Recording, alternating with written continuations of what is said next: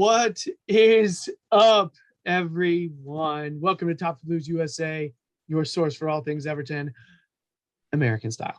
I am Gerry Gibson, coming to you recorded from Winston-Salem, North Carolina, and joining me, as he tends to do, is Jacob Ritchie, coming to you, also recorded.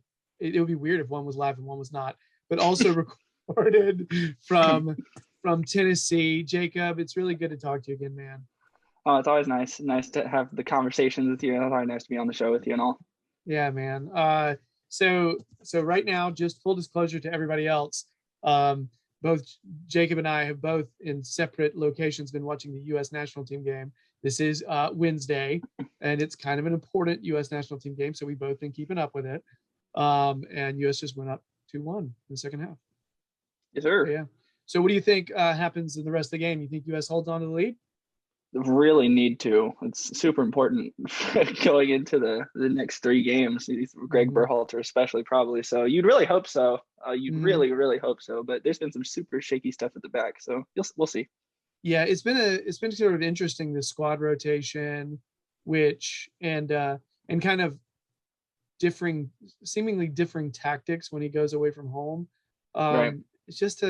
It's such a strange thing. I almost wonder if he's just overthinking a lot of this, which I don't know if anybody would have accused U.S. national teams of doing that in the past. I think a lot of the criticism from the Panama game was super warranted too. Rotated 7 players, and it never really looked like they were together, had a plan, and I think that's a pretty common criticism. So yeah. I will say I just saw I don't know if it's definite or not, but news saying that Pepe may be heading to Wolfsburg in Germany. Wow, really? From FC Dallas. So if that's the case, it's another exciting young American talent heading to Europe, and that's a really good going move to for Germany. Him too. I think it's just cool.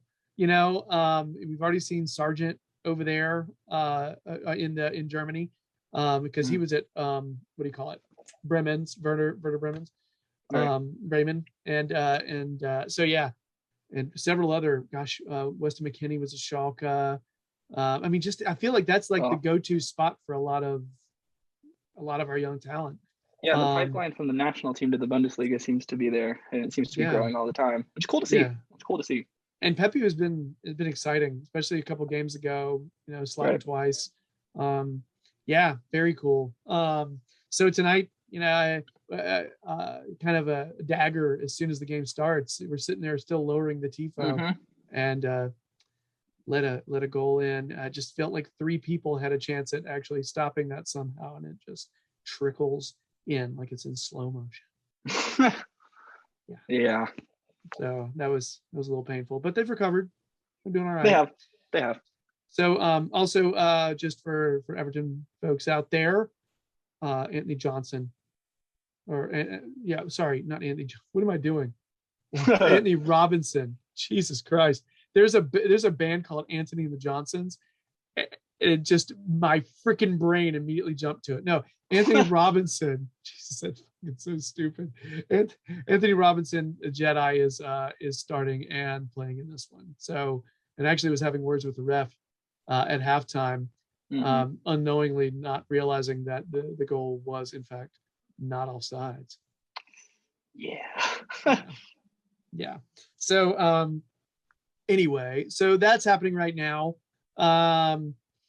We're gonna move pretty swiftly into the first into our preview in just a second, but before we do that, Jacob, are you doing okay? Is life good for you?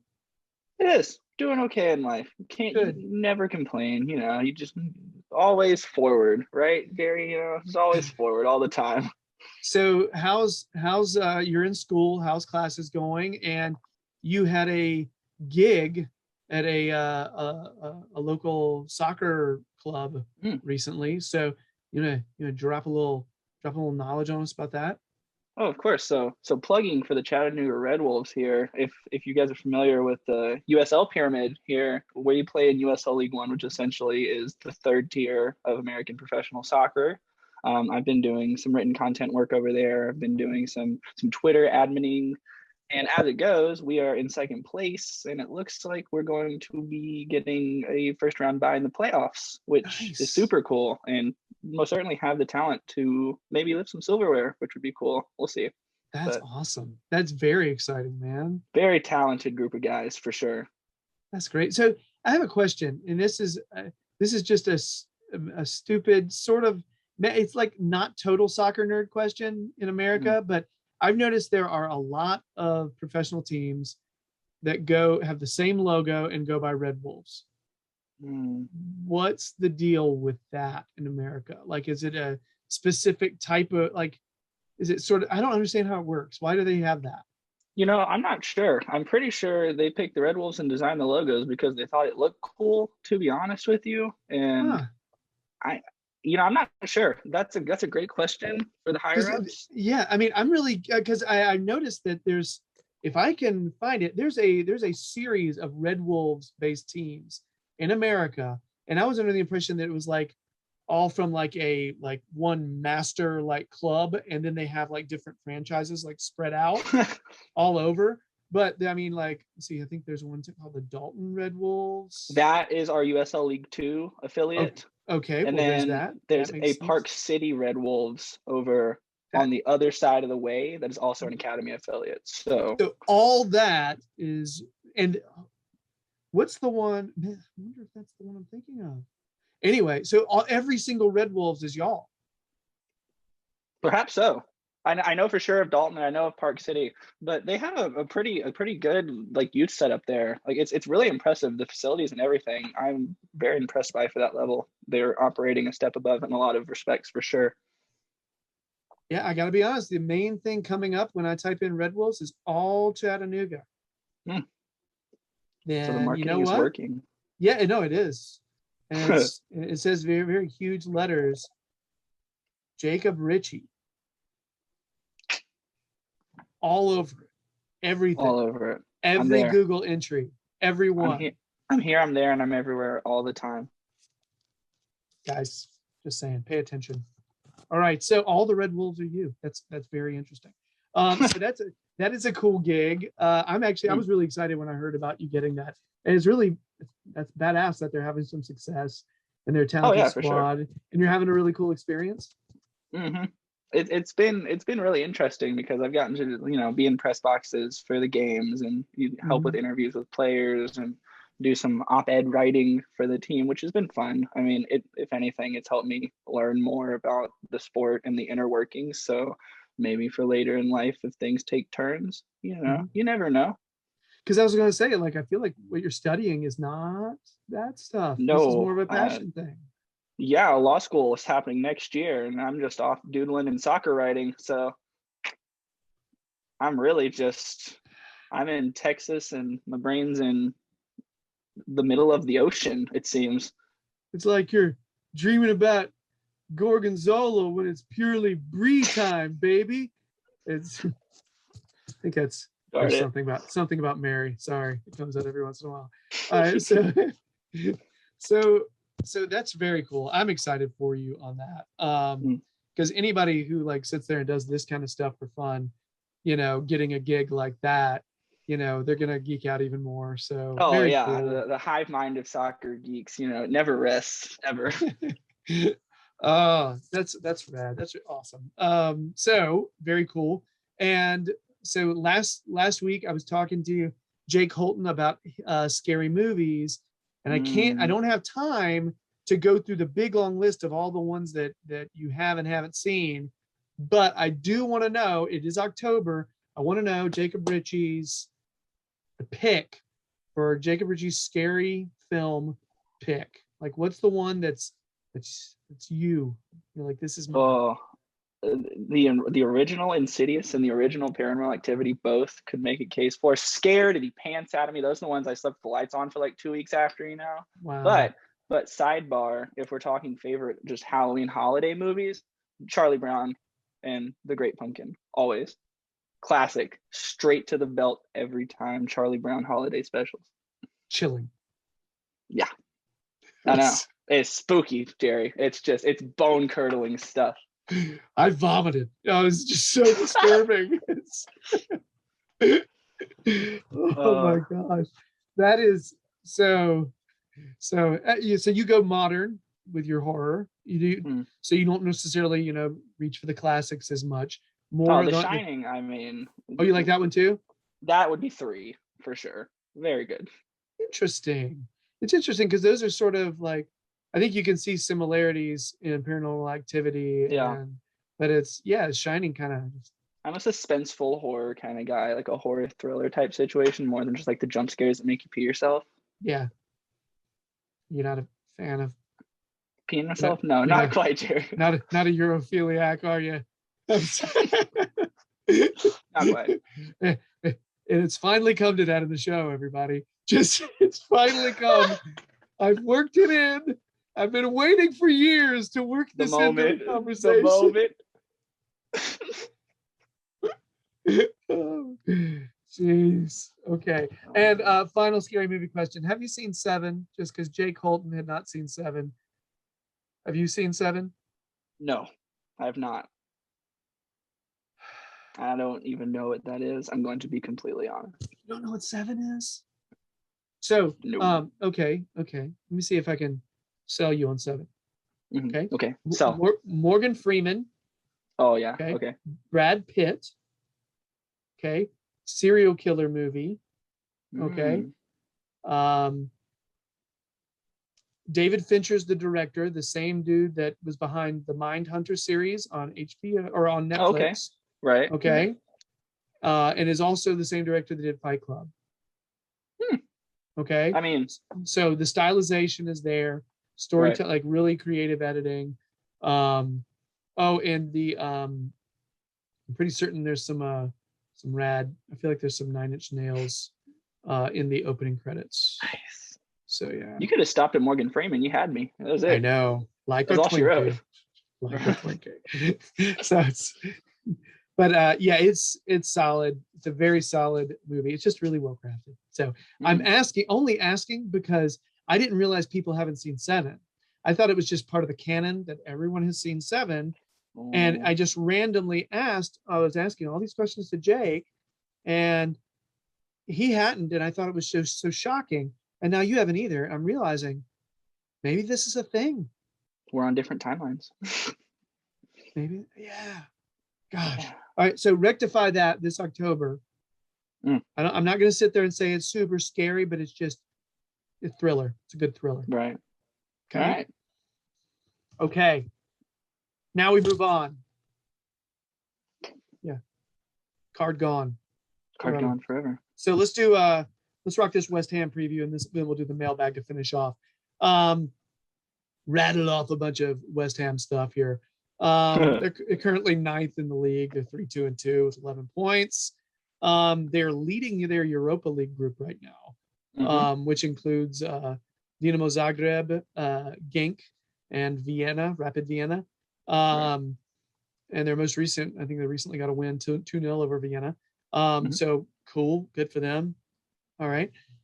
Recently also lost to Brentford 2-1. Before that, had a nice 2-1 win over Leeds, and then a 1-0 over United. That doesn't seem right. I don't think that's right. Was it 1-0? I feel like they lost. I don't think that's right. Actually, I feel like they lost that. I was going to say, no, you're wrong. They lost. But then I started thinking about it some more, and I was like, well, maybe. No, they did win. It was 1-0, and it was a cup game. That's what it was. It was the flipping cup game, because I was thinking about their earlier loss. Yeah, it was Carabao Cup. 2 within 3 days. They lost 2-1 at home, and then the 1-0 in the Carabao. That's what I was going to say. Like, I was like, I have that round. And then I remembered I didn't watch the cup game, but I watched the league game, which is why. There we go. You know what? We don't have to edit this out. Never. No. Awesome. Very cool. Sweet. Excitement abounds. So yeah. So before they defeated United 1-0, they lost 2-1 in the league. So there you go. So West Ham's interesting. I feel like they're a really talented squad. I watched a decent amount of footage on them before doing the show, and they're actually I kind of like watching them. You know, Yeah. They have some talent, and they have some players I wish we had. And I feel like they're a deeper team than we are. I like our starting 11 when we're all healthy, Correct. but I don't think we're all gonna be throwing that No. up there. But their possible lineup, I think you could easily see Fabianski, Sufal, Zuma, Ogbonna. By the way, Zuma and Ogbonna, both players that Everton, with whom has a history.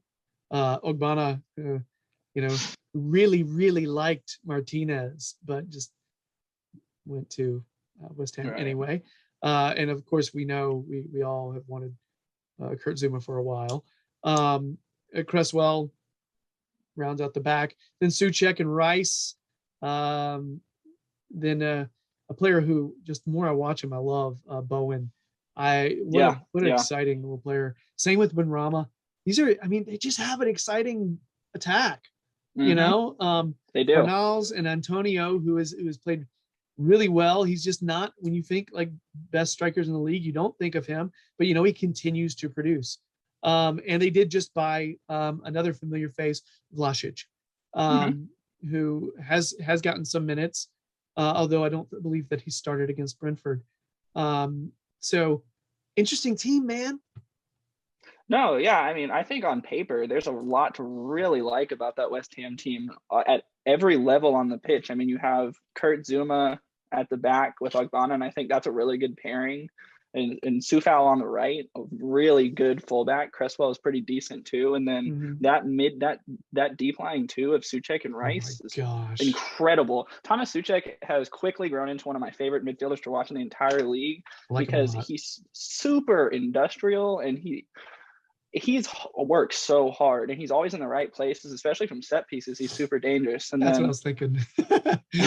And then, up top, they are kind of spoiled for choice right now because Said Benrahma and Jared Bowen have been playing pretty well. And Mikel Antonio is continuing this insane form of his life from last year and the end of the year before that. And then you add Vlasic on the bench and they have Manuel Lanzini on the bench. Yeah.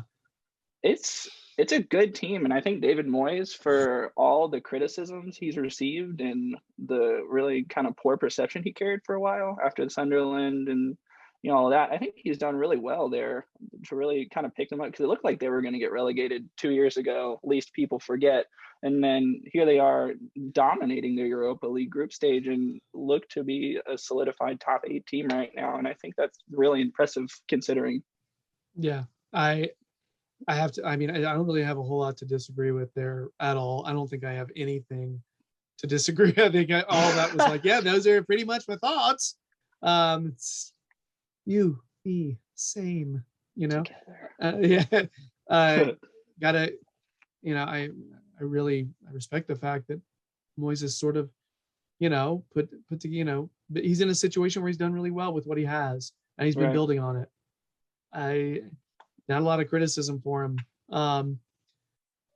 So possible lineup.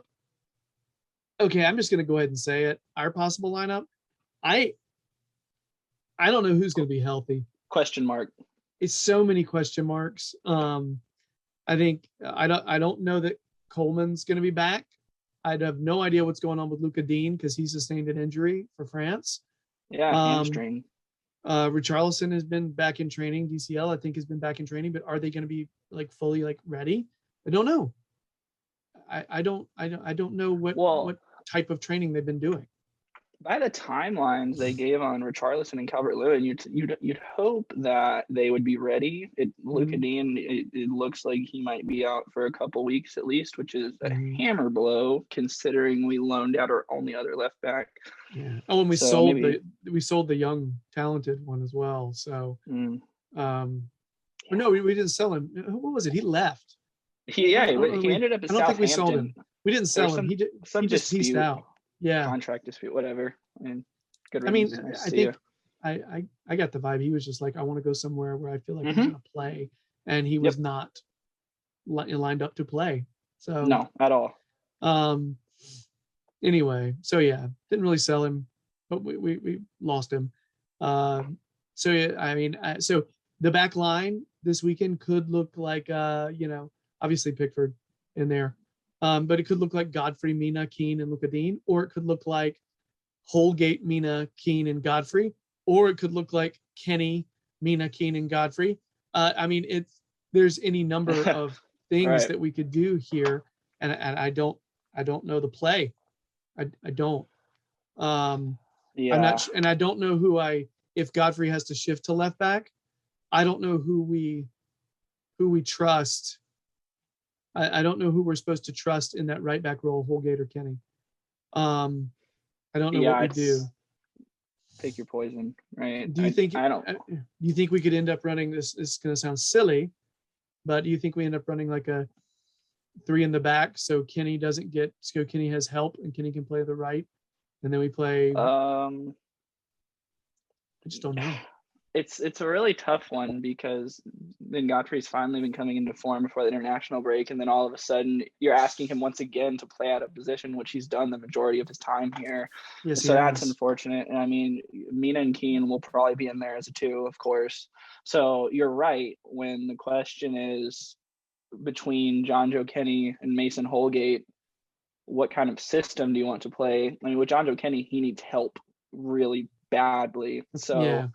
3 at the back for sure. And for Holgate, he's not really the guy that's going to get forward and whipping crosses. He likes to be, kind of planted back there. And so I don't know. It's tough because I think the system is completely different depending on whether he goes Holgate or Kenny.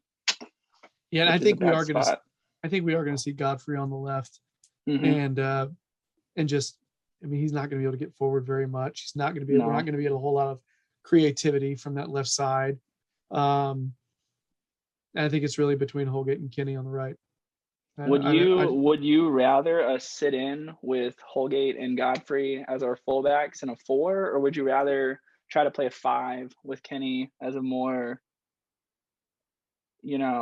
streamlined to the attack? Because I would honestly rather us just play a 4, because I think if we play a 3 with Kenny as a wingback, we're going to get picked apart and we'll lose. I agree, and I think we need more people moving forward as well if we hope to be able to kind of create on the transition, which is what we've been doing a lot of lately. Right. We're just going to need more bodies, and the more bodies we have back, it's just not. I feel like we should only be rolling 3 in the back unless it's like a straight up emergency, and I'm not completely sure if we're there yet. I agree. So. Anyway, yeah, but the lack of depth, once again, getting exposed a little bit. I'll be very curious how we roll. I think we could end up seeing, if these other folks are healthy though, Decore, Alan, Townsend, Gray, Richarlison, and DCL. I think that's if everybody's healthy the way they're supposed to be, I think that's the way the rest is going to shake out. Yeah, I agree. So any other thoughts on this one besides slapping down your prediction? Don't be too defensive. Don't wait for them to come to us. I mean, I think that's worked for us several times. I think our counterattack's been pretty good, but I think, at home you want to be the aggressor, and if we're going to be missing both of our starting fullbacks, I think you want to try to come out and hit them in the mouth early. So Decore is going to be the most important player on the pitch for us, and he's going to be central to everything we do, as always. He will give us a chance to win if he plays well. Yeah. He's just been so immense on transition. Immense. The license he's been given to get forward he looks completely different than he looked last year with the ability to get forward. He's very good at it too. He's a great passer of the ball, and he's finished pretty well too. He's a much more accomplished passer than I think I ever realized. I knew he could carry the ball forward with speed, but I just didn't know that he had vision. He's got very good vision. There was some of the balls he plays, it's like he's been a 10 his whole life. It's insane. Yeah. The idea of receiving that ball from DeAndre Gray, left, and he makes that cut across through players and plays it to the right to Townsend. It was just you gotta number one, you gotta know he's there. So Right. well done in training, but also Right. being able to kind of weave through like that. It's really nice. So yeah, I also am man crushing on Decore as well. It's, it's, I feel like you can't have watched this team this year and not, Correct. I agree. Yeah. Yeah. So, so what's going to happen in the game? Are you going to give me a score? Oh, I feel like this one is really super dependent on what kind of lineup we can play. I think if Calvert-Lewin and Richarlison are healthy, I mean, I think we definitely have a chance to win. I don't know, so I'm going to go for 1-1 draw.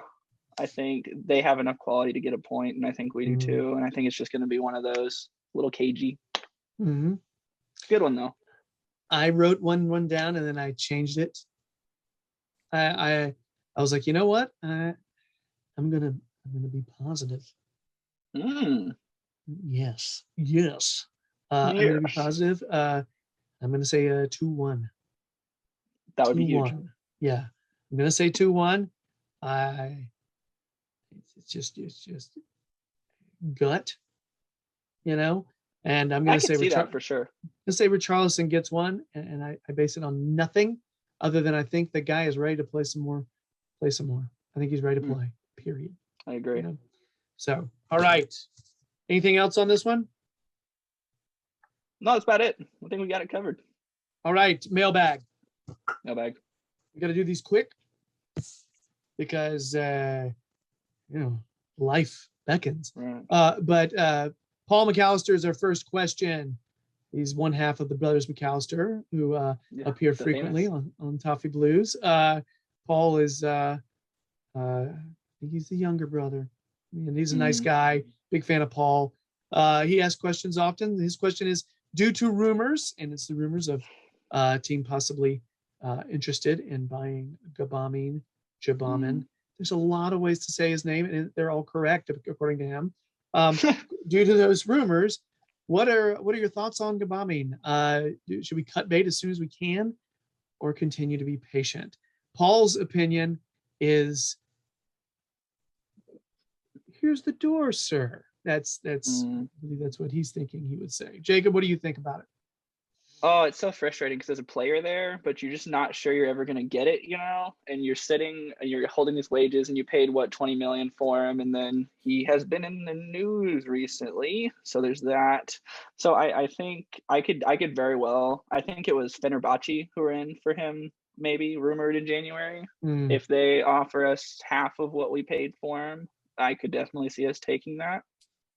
I wouldn't be opposed, and I wouldn't be opposed to keeping him either. I think it's just one of those, whatever the club wants to do. I would be fine either way. I don't want to sound pessimistic here. Going from positive to pessimistic. But most times, when we are rumored to be linked and sending talent to Turkish teams, Turkish teams usually don't want to pay much. Correct. And for a player like him, I think they may be, if they're even interested at all, which this could be just pot stirring. Right. Agent, generating interest. I just don't think anybody's going to be willing to take a chance right now. Because I think it's not like he's not playing based on his talent. He's not playing because he's been hurt, over and over and over again. And I think he makes his way into the rotation if he's healthy and, preferably not in the news. Agreed. For the wrong reasons. So I think if we get a good offer, Paul, I think even his wages are saved money. I think he's a risk right now. Yes. He's a risk. I like him. I love what he could do for our team. The potential of him is something we need. We really do. There's athleticism. There's toughness. There's physicality, size. He's a player we bought for a reason, and it's heartbreaking the fact that he hasn't been able to play much. He's been injured so much in the most ridiculously creative ways. Yeah. I personally would want a fee for him. I don't want to just give him to somebody. So Paul, I'm not going to say cut bait as soon as we can. But if we are offered a some sort of fee for him, then yes, that's what I'll say. All right. Next, now a moment with Bowsy Toffee Tits. Aaron Free has sent in this question, or series of questions. We discussed this a little bit. Jake Holton and I discussed this a little bit last week, but what are the chances of Rafa leaving for for blood money Saudi Toon Army? Oh boy. Yeah. Well, Aaron, there you go.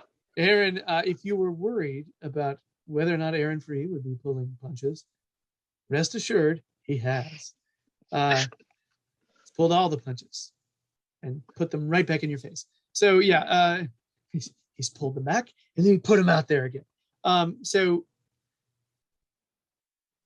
I don't think he's leaving. I don't think there's high chances of him going there. I think I've seen that he said he's not going to leave already, but yeah. So I don't think the chances are high, Aaron. I don't. No. Yeah, I didn't last week either. I don't know. I just wasn't very ruffled when I heard those rumors. Oh, the thought crossed my mind for sure. Yeah. It crossed my mind, but it didn't ruffle me. It was just kind of like me, Right. Right. So, we're playing well though, so I don't want to sit there and appear as though Rafa's not doing a good job. He is doing a very good job. So there was just a part of me that was just like, I can't explain that at all. But yeah, but now Everton. So I don't think he's going anywhere. So next, where do you see us finishing after the start we've had? Jacob. Eternal optimism every season. I'll say 7, 7, 7, 7, and it'll happen this time. 7's the number here. 7. Yes. 7. 7, 7, 7. 7 little chipmunks twirling on a branch, eating lots of sunflowers on my uncle's ranch. You know that old child's tale from the sea. Yeah, that's another something. I can't help it. I just every once in a while, and also the key number here is 7 because it's the movie you're supposed to watch, Jacob. I'm on it. So 7th. I'm gonna say 6th. Wow. I'm gonna say 6th. Even though our lack of squad depth, but you know what? Rafa's kind of scrounging around some points, even when we're looking really thin. So, but again, it's such early days. I'd be very happy with 7th as well. That would put us in the conference league. Hey. Yes, it would. I mean, maybe playing against the Fusion U23s over here. You know how I felt about the conference league. We won't do it again, but you know how I feel. Okay. All right. So, favorite and current U.S. national team player, U.S. men's national team player. So, let's go favorite all time and then favorite current. Favorite all time is easy. Tim Howard for sure. Okay. And then current, there's a ton of good ones right now. I would have to venture for Yunus Musa. Yeah? Yeah. It's a good one. Musa. It's a really good one. Fantastic soccer player. I like him a lot. Oh, he has the potential to be the best talent in this entire pool. I like him. I was just talking to my family about him actually before coming on. We were watching the game. Yeah. And I was like, you see that kid right there? He's fantastic and you should watch him for a little while. Yeah. What a player. I'm trying to think. So this is a silly answer because I feel like I'm supposed to say Tim Howard, or I'm supposed to say Landon Donovan, or I'm supposed to say Brian McBride, or one of these players that played for Everton. But I really, really liked Clint Dempsey. Clint Dempsey is my number 2. That's a great TV personality. I just freaking love him. He just doesn't take any shit. I mean, he was bold. He was the first U.S. player I saw that would sit there and face a defender and just go, tell you what, I'm going to do like 8 skill moves and I'm going to go around you. And let's see what happens. I hope it works out for you. You know, it just, Right. I love him. It was nice to see a U.S. player not look soft. Right. You know, and not look like they were just deferring, you know, by playing safe. He had a swagger and a confidence that I admired. So I gotta say, it feels like sacrilege, but I like Clint Dempsey. Yeah, that's a great answer. I have no qualms. Current. I'm absolutely brain farting on the kid's name right now. It's ridiculous because I talk about him all the freaking time. Yeah. I have been watching Brendan Aronson for years. And when he was on Philadelphia, I've just always admired the way the Philadelphia Union play and how they do things. I love when I've seen their academy teams play. I've thought they do good work. They really do a good job of reaching out to the many different communities in their area, and I just freaking admire them. You know, it's one of those things where I was like, gosh, I wish Philadelphia Union was close by for my kids, you know? Right. And maybe I'll say the same thing about Charlotte FC because maybe they'll be badass. But yeah, so I gotta say Brendan Aronson, he's RB Salzburg. Yeah. Went there last year and has played really well. Has gotten a lot of playing time. And you got to realize I've got 2 kids who are center mids, attacking center mids. Right. So I'm immediately like, boys, look at this creative player. Look at how he can sit there and create chances out of nothing. I don't think he's a Premier League player, by the way. I think I just don't think I don't know if he's ever going to have the physicality or the build for it. I think what you'll end up seeing him do is move from Salzburg to Bundesliga. And I think he'll probably stick it out there. If he goes to Premier League, I just don't know if it's going to be a successful thing. I mean, he just feels a lot more like a 10 than a Pulisic does. You know what I mean? Pulisic is more of a wide forward. He maybe has a little more in common with Gio Reyna. Oh, good comp. There you go. Yeah, they're both, and I love both those players. Oh yeah, there's so many great talents right now. We're spoiled for choice. Agreed. Absolutely agreed. So moving on, Aaron's last question: will there ever be a boy born that can swim faster than a shark?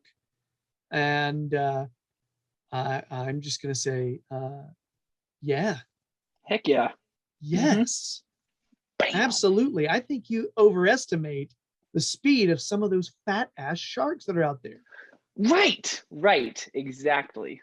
You know what I mean? There's some just fat, slow sharks. Just saying. You know?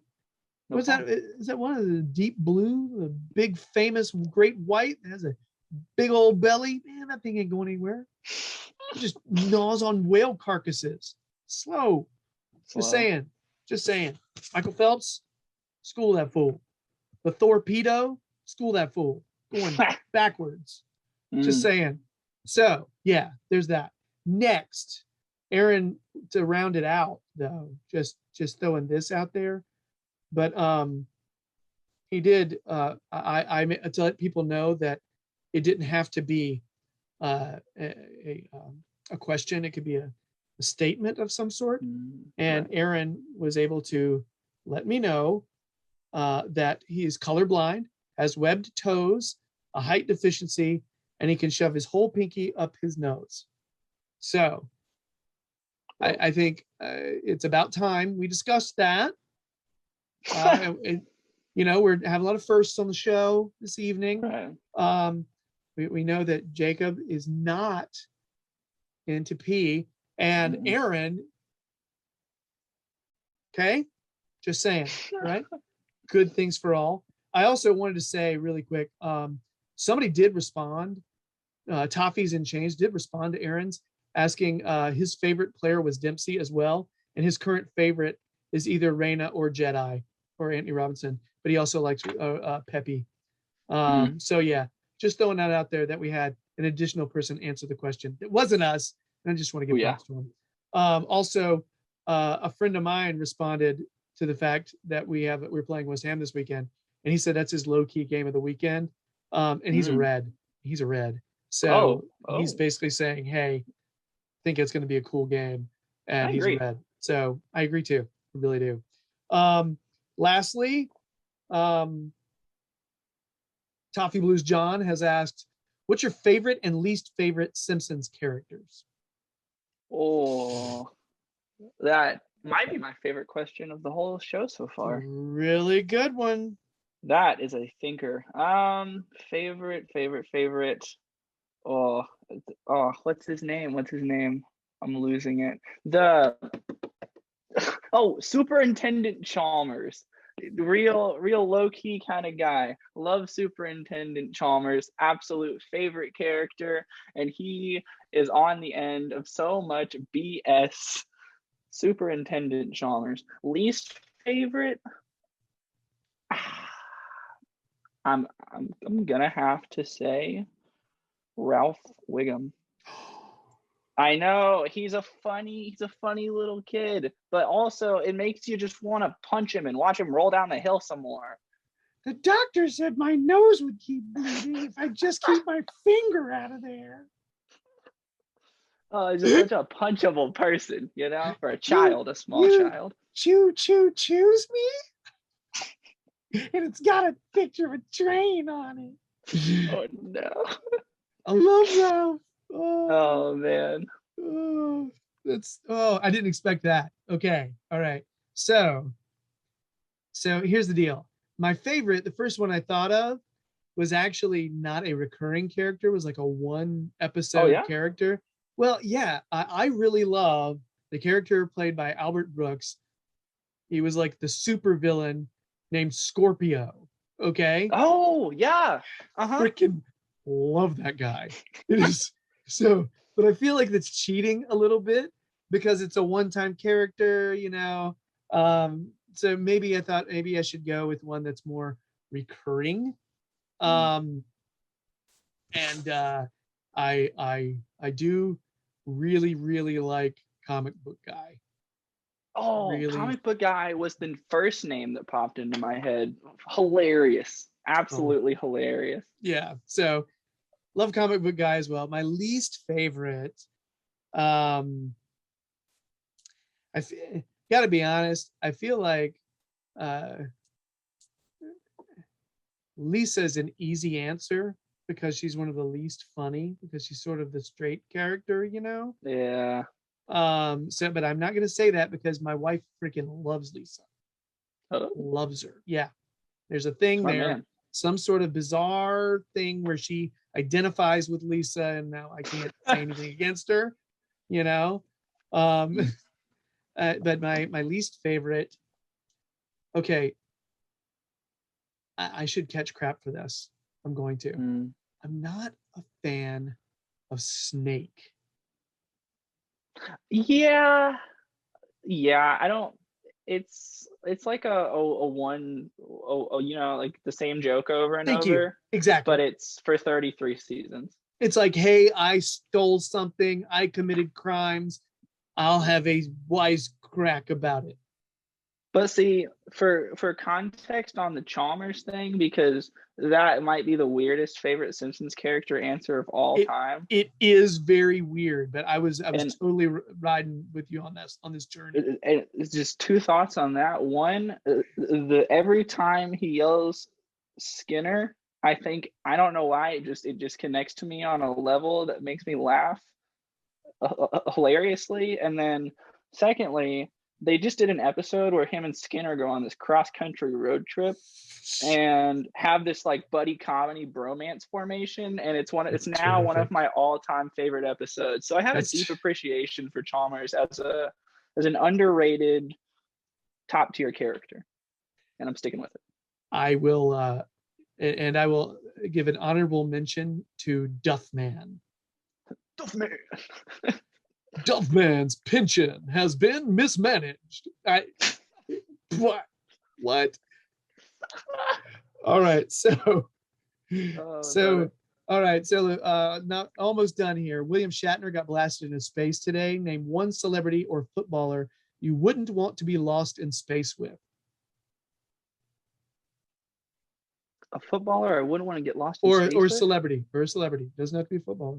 Oh, I'm gonna go footballer, and I'm gonna say Fabian Duff because the stars would shine off his big bald head, and it would, be bright. Oh. Sunglasses in space. So many things to mock him with, and you went for the head. Ouch. I'm just gonna say this. This is not political in any way. It's just because I think he's like the anti-me and personality and life in general. It's not political. It's Trump, man. It's Trump. Imagine being stuck with Trump in space. That's what I mean. You know what I mean? It's just, he would feel the need to talk. Constantly. Like at all. You know what I mean? And I'm just like, I don't know, man. I just have this image of him like just eating Chef Boyardee out of the can. It just, I don't know. It just screws with just like me. Doing somersaults through the zero gravity app. I just couldn't, man. I couldn't. He'd be sitting there telling me all the crap that he thinks that he invented on the ship. Like, I had the idea for that. Shut up. You did not.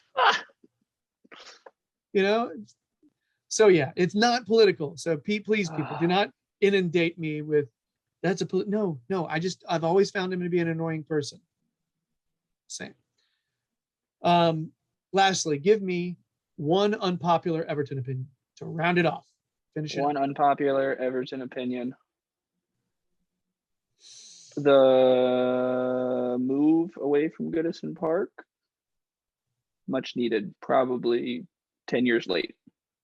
And that hurts me to say because I think it's one of the best grounds in the world. Personally, I think it has needed to happen for a while though, for a lot of reasons. Yeah, I get it. I've never a huge asterisk. I've never been, so I don't really even have the right to have that opinion. But it just seems to me like the away experience at Goodison is really bad. A lot of people can't see, which is rough. And a lot of the seats seem to be older. It just seems like it's time, So questions from me here, because I find this fascinating. I'm not even completely sure it's an unpopular opinion, by the way, what you're saying here. Because I don't know if a stadium move was really possible for Everton, like I think before. So I don't know if they were holding on to it. You know what I mean? That's the thing. I agree with you in that I don't think it was financially possible before, so it wasn't even really a thing they ever talked about. But I think once they got the money in, and how quickly they've moved to do that, I think it shows that it was something that needed to be done maybe. Yeah, I agree. And I will fully take the hits on that for all the angry people. I don't think you will, though. I don't think you'll. You know what I mean? Like I think they'll probably back up the experience of being there because being a home fan probably kicks ass. Oh, okay. I mean, because it's beautiful and the atmosphere is incredible. And as far as old-fashioned football grounds go, Goodison Park is the idea of that. It's an absolutely incredible place to play soccer, and we'll miss it when it's gone for sure. Problem is, we just need more money. Club needs more money. Yeah, it's just the way it is. More seats, more tickets, more stuff to do at the match, and it's all more money. Yep. All of it's going to drive us to where we want to be. Oh yeah. So yeah, I get that. I don't think that's super unpopular. I think it's the sentiment that could prove potentially unpopular. But yeah, Agreed. man. Yeah. So I think it's a fair statement. I think it's bold, but not too bold. It is. You know what I mean? I like that. It's hold on. What's your major, Jacob? Oh. What's your major? Political science. Interesting. Political science. History minor. You Me. with your fascinating. All right.